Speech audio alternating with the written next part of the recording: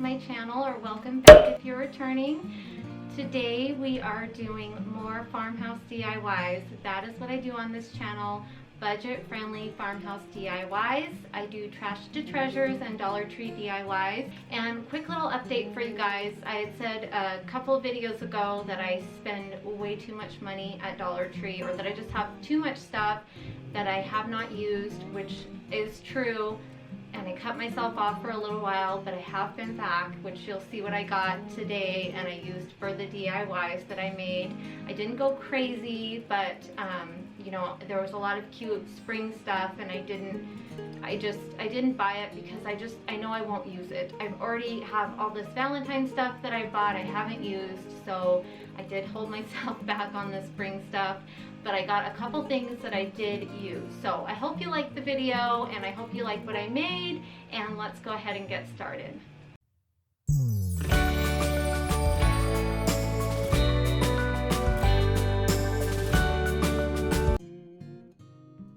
Okay, so we're starting out in my craft room. This is all my thrifted stuff. I just kind of line it up along my floor just so I can see what I have and make sure I use it. Otherwise, it is so easy to just put stuff away and then I forget what I have and I'll never use it. I just have some of my Rae Dunn stuff sitting inside of it. I got this at a yard sale last summer for $8. I thought that was a pretty good deal. Normally I complain and say everything's too high, but I think it's really cute, and it's, you know, it's not like a cheapy little thing. So I was happy to pay $8. And so I just started by taking everything out of it. And oh, and I also had some Dollar Tree little glass bottles that I've had forever that I've always wanted to make. I always see people make cute little, you know, just paint them white and distress them, and I want to do that someday. So I just started out by cleaning everything, and then I did remove just the knob. I did leave the hinges on and just painted over those. I painted over them white, but then I went back and went over them with black. So to start out, I'm just using Dollar Tree painter's tape and taping all of the windows. And this is my Arteza hobby knife kit, which I'll have a coupon code for in my description box below this video. If you just click the little drop down, there's a lot of information down there, and I have a coupon code for 10% off for a limited time. I use these things all the time, but you could use a box cutter or whatever and it would do the same thing. I just used it to cut around the edges to get a clean line so that I could paint around the tape.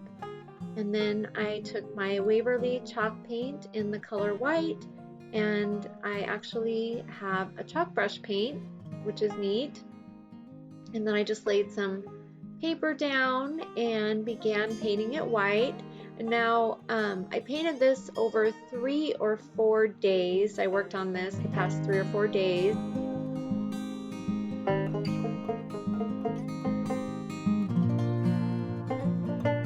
I just work all day, and then I come home and I would put another coat on and sand it, and I ran out of sanding paper. So I plan on distressing this more, but I ran out of sanding paper. I just had one little tiny piece, and I just did what, you know, as much as I could with that. I do have an electric sander, but I didn't want to drag this out to the garage when it was cold and set my camera up and everything. And by the way, that's another reason. Oh, here's my little kitty. She always comes down, and she was being ornery. She was like tearing through the room just trying to get attention, I think. So I had to stop and give her a little attention. But back to what I was saying, that is one of the reasons why I don't put my decor up and film it, which I said I will, and I will do that sometime in the future. You know, I will start doing that, where I show you guys where I display what I make in my house. But it's like my craft room is downstairs, so I would have to drag my tripod or my camera. If I just took my camera upstairs, it's not a big deal, but to take everything upstairs and film it, it's just me being lazy, honestly.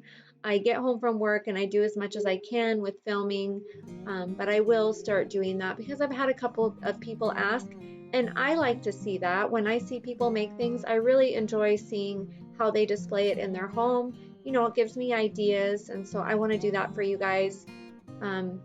But we are going to let that cabinet dry for a while and then move on to our Dollar Tree DIY.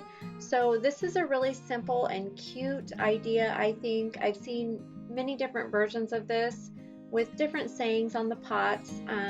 I just used Dollar Tree pots and also a piece of foam board from Dollar Tree. And also that pencil is from Dollar Tree. I think it came in a pack of like 4. And those pencils are really nice if you don't have a Cricut and you want to do the scribble effect or the scribble technique where you write on the back of a piece of paper. Those pencils work really good.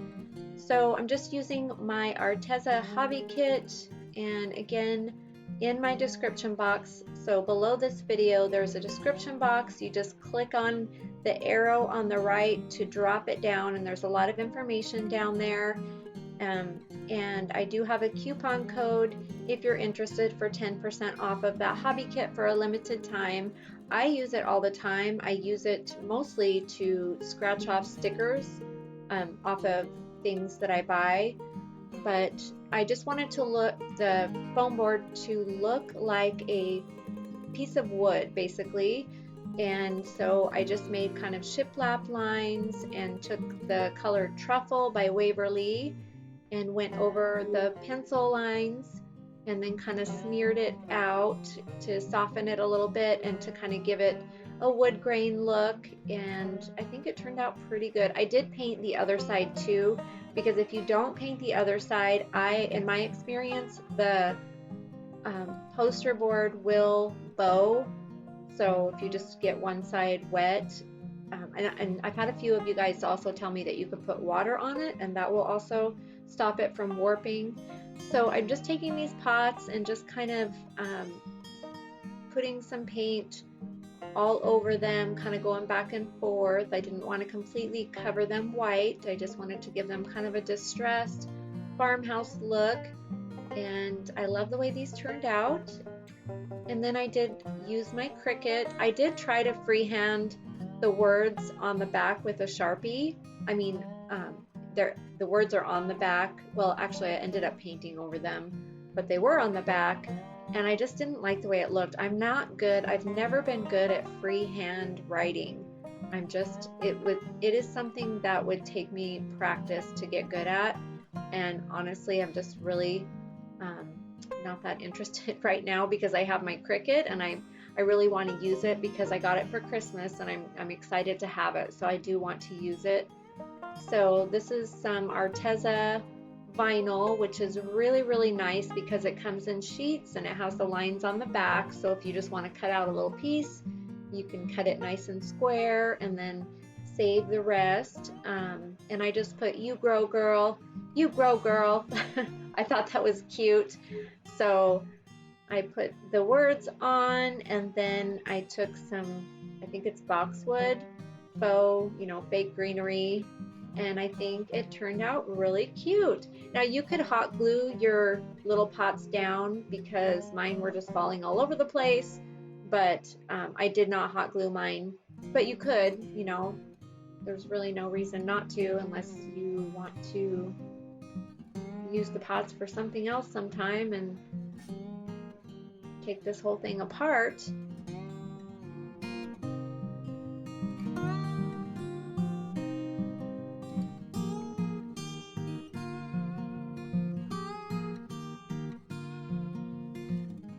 So here I'm just cutting the greenery and just sticking some little pieces inside. And I am a sucker for anything miniature, like mini. I just think these are so adorable.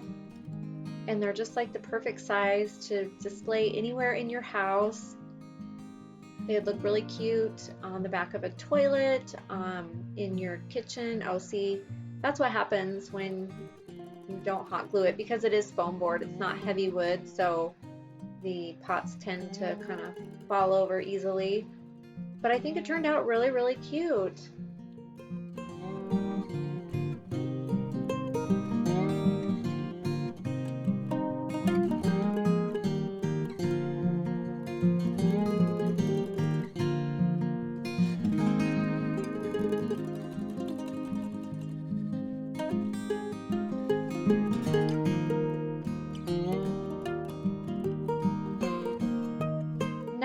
going to work on our next Dollar Tree DIY, and this is a Dollar Tree cloche.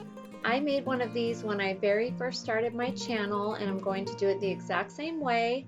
I'm just showing you there are two different styles of these glass plates, or whatever you call them. I'm not sure what you call them.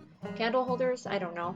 And then I'm going to use the inside of this little bell or a top, or you could use a bunny. Either way works for a top.